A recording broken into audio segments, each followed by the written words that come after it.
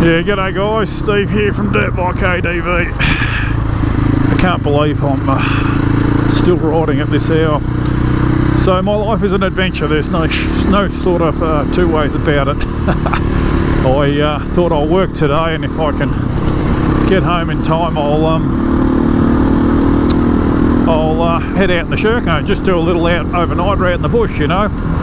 Haven't had the Wolfman and on the Sherco and haven't been out camping, so I thought I'll just head out, you know, but sort of fluffed around a little bit at the start, but then got going and got organised and went to take off, and flat battery I think. Yeah, left my run a little bit late. But here's the question, would you rather get out there a little bit late or not go? I'll take the late option every time. But yeah, I'll probably just go up. I've camped once up here on this 390, very similar deal. We sort of got up here late-ish, and yeah, similar deal, work after work. So yeah, but I was running the, oh gee, that's bloody loose gravel. Oh jeepers creepers. I was running the Enduro stand on the 390 at that stage. As you're aware, sold the Enduro stand. I bought a Wolfman for the an E-base for the 390. Went looking for a little bit more horsepower than 390cc, so I decided to go up to a 480. Couldn't get a beat of 480 for love nor money. Still bugger all of them for sale, to be honest. I have got good run out deals on the 2023s now. Yeah, couldn't get one, so I ended up with a Sherco 480. They call them a Sherco 500, but yeah, got that little bit more horsepower. Not working the bike, I'm fully loaded, so you know, I've got tent, sleeping bag, bit of food, cooking gear, a spare tube and a fairly good toolkit, and a backpack and big fat me on it. So yeah, the 480 is a better option, I'd probably say. I know guys ride the 250 WRs and 350 KDMs and all that sort of stuff, but oh, don't know, I always feel like you have to work a bike too hard, you know. Gee, this bloody gravel's loose. Bloody hell. But yeah, very happy with the 480, and I think, you know, if you want to go ultra lightweight, you really start at 350. It depends on your physical body weight and how far you want to go and all that sort of stuff. And it's pretty hard to go past a KDM 500 or a 501, that's for sure. Nice long stroking motor. Still a nice light bike. But yeah, equally as good, you know, Beta 480, Sherco 500s, a little bit shorter stroking motor, but nonetheless. Boy, there's about 2 inches of loose gravel on top of everything here.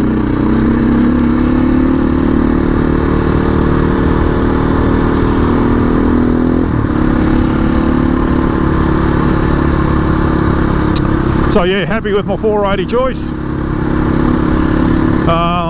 Cruises along fully loaded like this, I can just idle it along in some sort of loose gravel, and it's just doing it easy. I don't know how these guys ride, like riding with Tom rides his old WR250 all over the country, but flogs the living bejesus out of it, and I just can't do that to a motorbike. I don't mind bloody revving them out, don't get me wrong, but yeah, just sitting on a highway just flogging it for bloody 5 hours straight. It's not ideal in my book, but yeah. So yeah, the 480 sort of 500, you want an ultralight ADV bike, I think you can't go past them. 450s of course, I'd include those in the brackets, but as you get down towards the 390s, depending on your weight and depending how much gear you want to carry and depending how far you want to go, certainly the DRZ 400s, which are exactly the same bore and stroke as the 390, they're a very good option, you know, don't get me wrong, super duper option, but for me I just like that little bit extra horsepower, and of course I want a bike I can ride in single trail as well too.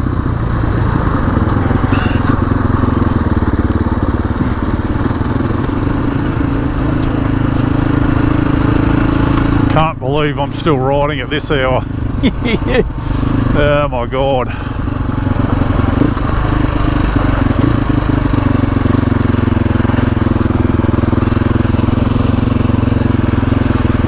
Peak hour for the Melbourne people.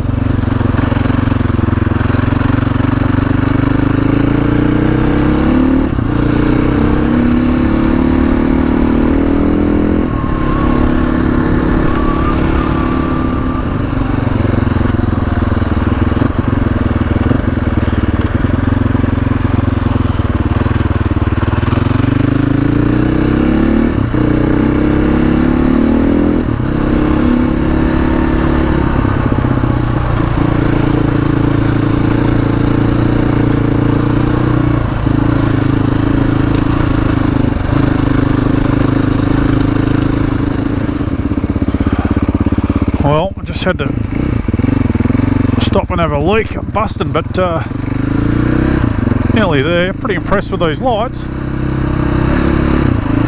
No slow beam, obviously off.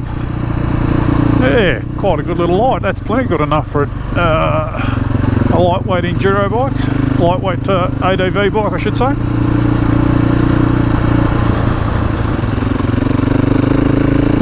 Yeah, these are a very good light. Very happy.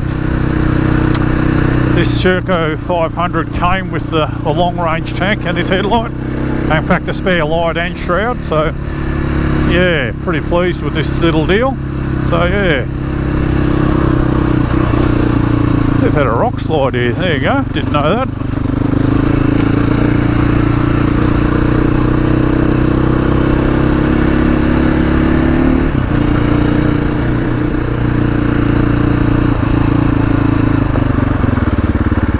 Turn off here.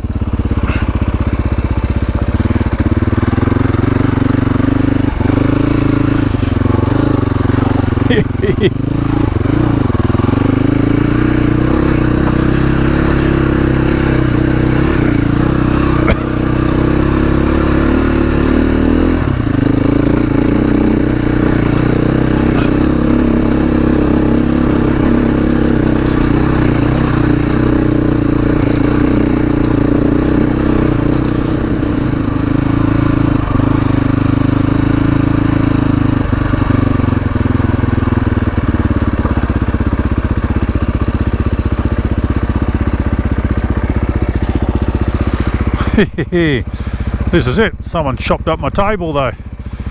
So this is where I camped on the 390 about, probably about, oh crikey, a year ago, 2 years ago. Yeah, just set my tent up in here somewhere and we'll see how we go. Pretty happy with that light though. So yeah, very dark folks. Very late to be setting up a camp for the night, but nonetheless, let's just do it. A bit more relaxed now. Got my camp set up, tent set up over there. Got myself a Canadian club and a few peanuts. So yeah, not sure if it was worth it yet or not, but anyway, I'll see how I go in an hour. I cut up my Canadian clubs and I might feel a bit better about the whole situation. It was a mad rush this afternoon. Things were going pear-shaped fast. But anyway, we got here, we got a fire going, we got a tent set up, so can't complain. Just going to enjoy a couple of CCs and then I'll cook a bit of tea and yeah, won't be long for bed tonight.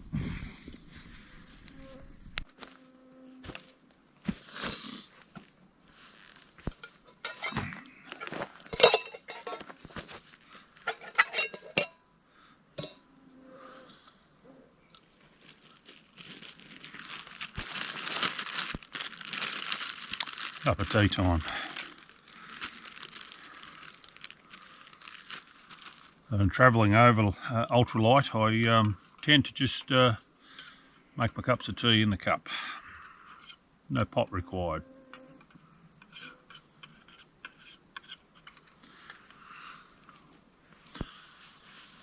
Take a cup and a frying pan and that's about me. That's all I take to cook with. Depending how far I'm going, I might chuck a plate in, but generally I'll let straight out of the frying pan and straight out of the cup. So yeah, that's ultralight at its best, as you can see, sitting on a stump. That's actually a bit of a bonus. I have got my air chair, which I was sitting on last night, which uses the mattress out of the bed. That works really well and you know, folds up really small. So yeah, so I stretched out in front of the fire, very comfortable last night, but just while making a cup of tea, I'll sit on the log. But I'm just going to do a bit of a loop today. Usual story, you know, just the same shit that I do every time I go camping. Just going to do a loop out to the north and come back in through Noojee, I think, something along those lines. And yeah, just do a bit more exploring. Just get lost in the bush for a few hours and just head home in the afternoon at some stage. Might even be a coffee and a little slice on the way home. Get the Sherco trained up for that sort of thing as well. Anyway, I'll just sit here, enjoy the peace and quiet, have a cup of tea, and as I like to say, enjoy the ambience.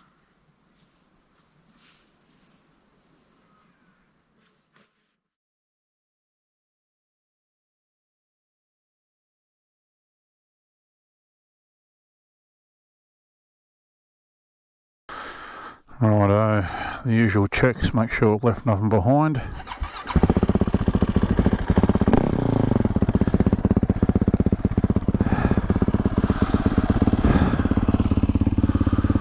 Well, it's not a bad little camp spot, this one. Left a bit of wood there for the next person. It might just be me. I think this will be the default sort of camp spot when I just want to disappear up into the bush. Still pretty popular with the Melbourne people here, so in this area at least. So yeah, if you any of the campsites on the water, always chock-a-block this time of year. So yeah, but I don't mind coming and camping in the bush. Apart from the mozzies, it's very pleasant. Very pleasant indeed. Righto, we'll see where we end up, eh?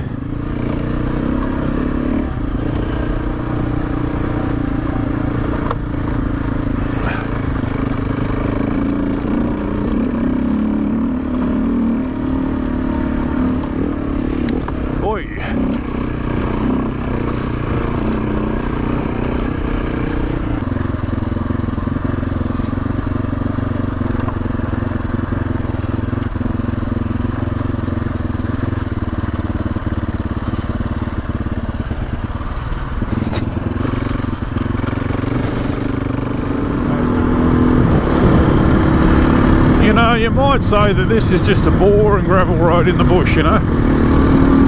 We're going along beside some plantation areas that are clear felling.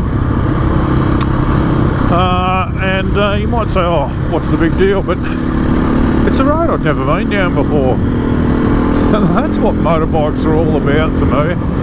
It's just getting out in the elements, not in your controlled environment, four-wheel drive. You actually got to rug up against the elements, and you know, on a motorbike there's always a chance you're going to drop it and hurt yourself, but so you've got to be really onto it, and especially on these loose gravel corners. And yeah, there's an element of a very small element of danger, you know. You're out in the environment and I'm out exploring, so fundamentally, even though the road's not that exciting or there's not spectacular views, I still really enjoy the journey. For me, it's mostly about the journey and just going places I haven't been before, just exploring. So yeah, and it's certainly a bit different on an enduro bike. It's so light and somewhat you know, somewhat squirrely too. I think the tyres are obviously too hard, but you just forget how light these things are after you've been riding something like an AJP or a 690 or a Yamaha XT660, you know. You sort of forget how light and agile these bikes are. So I think we're coming into the back of Vespa here too, so yeah, just seeing if I know any of these roads up here, but I don't think I do. I've never been up into this area before, I don't think. Welcome to Vespa. Cosmopolitan and industrial mecca? Don't think so. Not much happening at Vespa, I've got to say. Don't think I'll be getting a coffee and a vanilla slice here.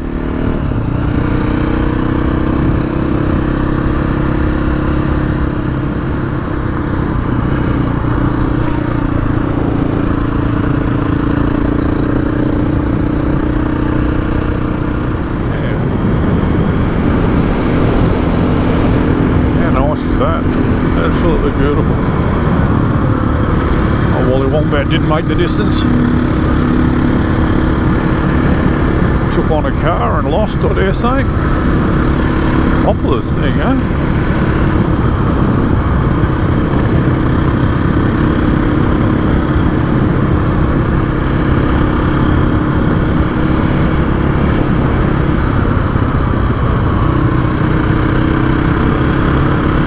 What a beautiful little river.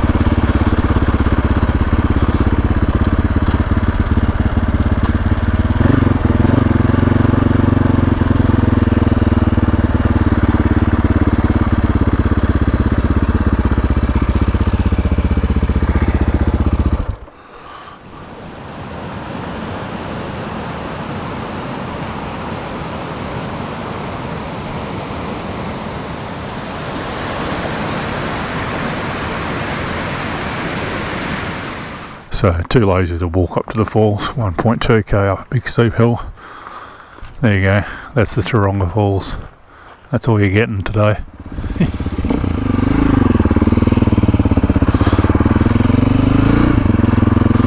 So I couldn't be bothered walking up to the falls. 1.2, it's pretty steep.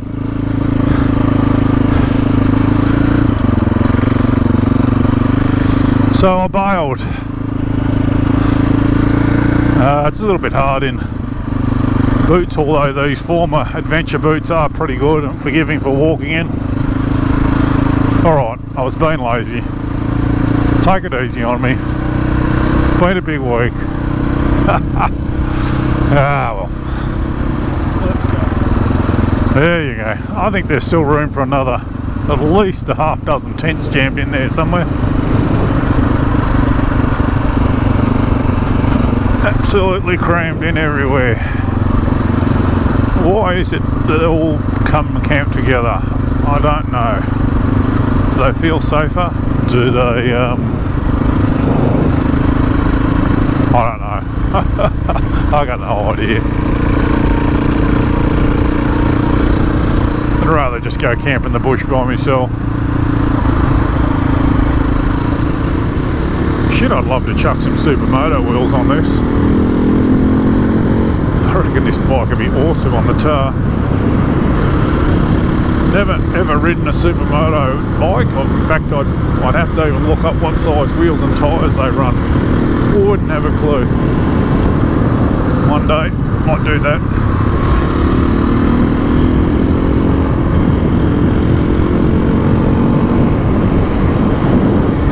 You'd definitely be cogging it up, that's for sure.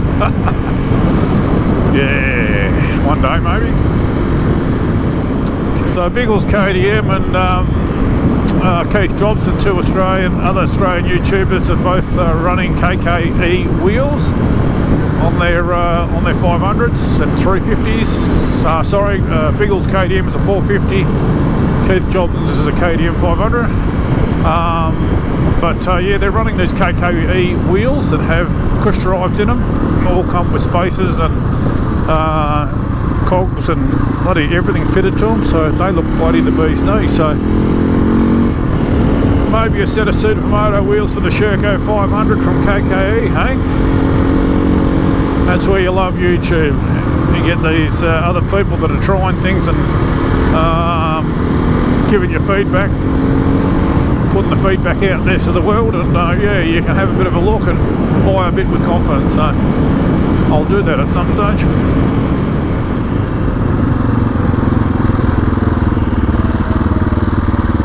Oh, coffee shop. Good Sherco. Let's see if there's any, we can get a coffee.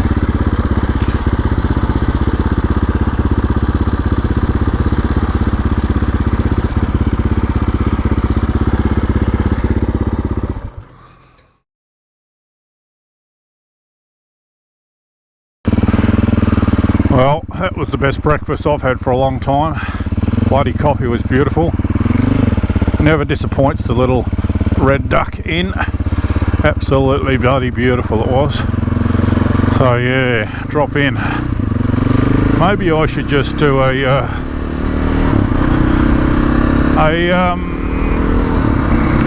gourmet adventure bike channel.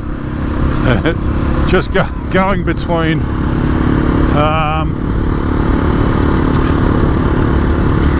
bakeries, breakfast spots, I don't know, anywhere that makes good food.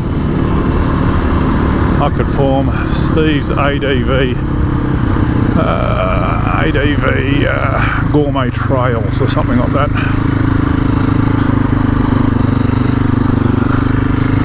Yeah, very nice, very civilised. Very, very civilised.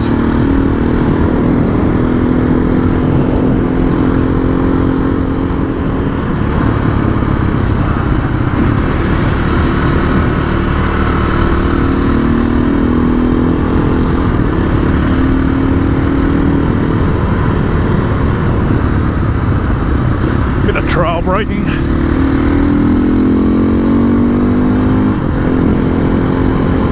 supermoto wheels on this thing would be friggin' awesome. I reckon I'm talking myself into that idea.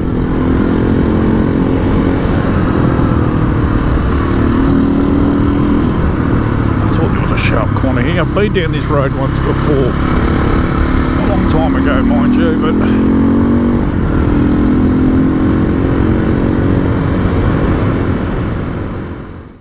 yeah, so riding stuff like this, you really can appreciate how much fun these big bore 500s and the like can be, you know. As I said, the supermoto wheels are definitely on the wish list now. Get those for before the summer, and so yeah, I know a few roads like this that are really good quality tar roads, but quite windy at the same time, so looking forward to that. But yeah, I was just glad to get out on the bike and test the E-base on the Sherco and just muck around with my camp system a little bit, and the other thing, of course, is I got to test the headlight in the process, so pretty happy overall. I don't remember this.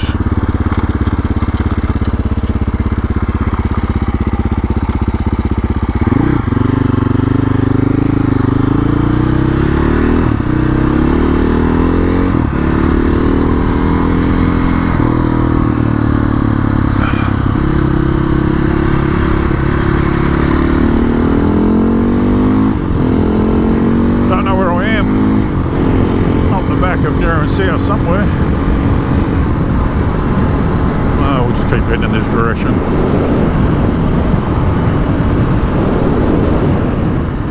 Now back to tar. I've got no idea where I am, people. Oh yes I do. I think that's the Neerim East Road. Yeah, it is too. Righto. Cool. Probably stop at the stop sign.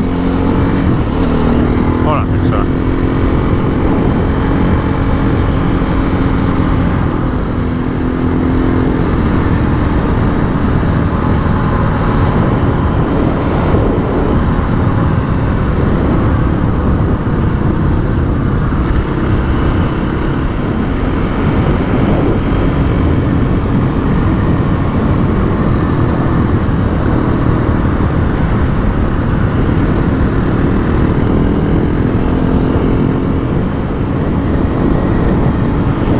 On the way home, the big question is, was it worth it?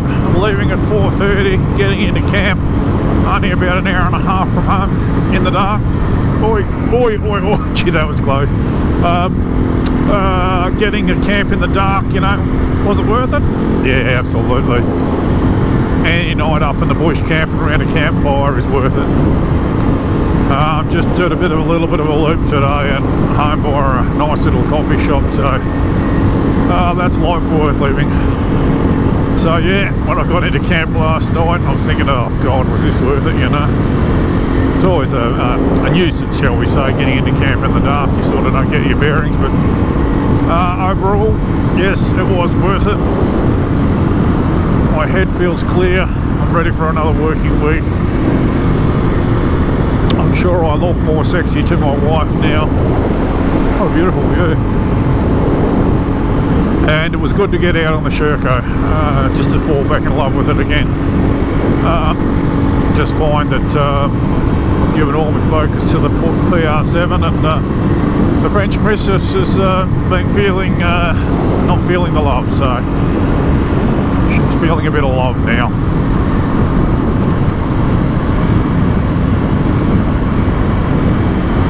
So I've got two exotic women in my life. The Portuguese princess PR7 and the French mistress in the Sherco 500, and a beautiful wife who's from Malul up in southern New South Wales.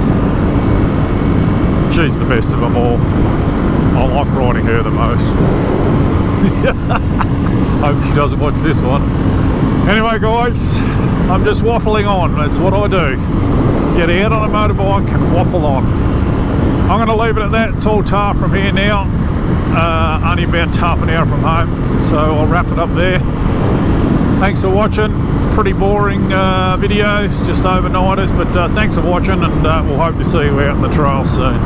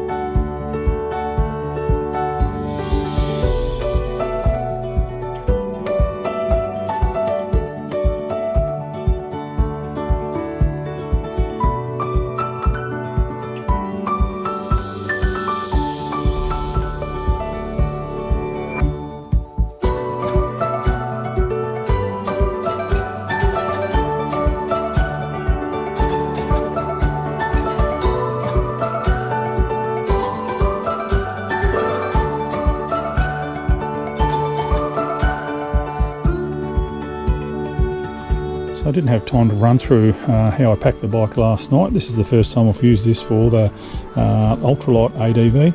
So it's a 2019 Sherco factory, 500 that is. All I've done to the bike is really just put a 15 litre Safari tank on it and a powered quad lock back to the battery. And probably the other thing is maybe balance the wheels. That's about all I've done to the bike. So yeah.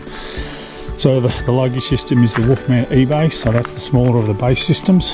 They have these buckles here, so it makes them really good for tying down stuff. These are the small rollies, and then just some bottle holsters on both sides. So I packed the bike, that's just got tools and tubes in it, so hopefully that doesn't get touched. That's my water bottle in there, tent, sleeping bag on top, and flask of Canadian Club there, and cooking gear and my pillow in there. It's my intention that I'll make up a smaller mess kit for this ultralight work. I just haven't got around to it yet, and the food and the cooking gear can all go in there, and the mattress and the pillow is all going to go up in here. Currently the mattress went in my backpack this time, just a little dry bag sitting in here, and that way my tent, sleeping bag and pillow and everything's up here ready to go, nice and light sort of stuff. So that's how I set it up.